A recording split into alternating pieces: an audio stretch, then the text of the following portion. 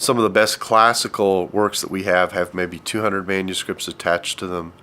The New Testament has over 5,800 Greek manuscripts and over 8,000 Latin manuscripts that are tied to it. So part of the reason we have so much discussion about the textual history of the New Testament is the amount of evidence that we have with regard to copies. And of course, we're in a pre-digital world, in a pre-printing press world, so everything that was copied was done by hand, which introduces a lot of discrepancies in the copies.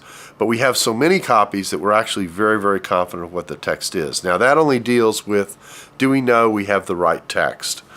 With regard to the selection of the canon, it isn't the case that people sat down and elected and put certain books in and left certain books out. What actually happened was churches adopted certain books and used them on a regular basis. Their usefulness is what drew them into the canon. By the end of the 2nd century, 21 of the 27 books of the New Testament already had been well identified and were well circulated.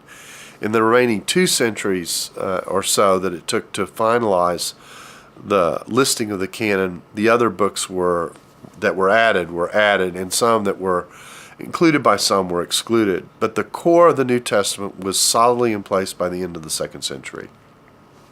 That deals with the books, and it wasn't the case, as sometimes been suggested, that in the 4th century, because of doctrinal disputes, certain books were included and certain books were excluded.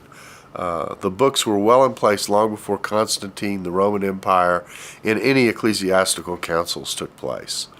So that deals with the contents of the material. Then you've got the truthfulness of the material itself, and that's really a function almost of worldview issues. If God is present, if he exists, if he speaks, has he made himself known? How has he made himself known?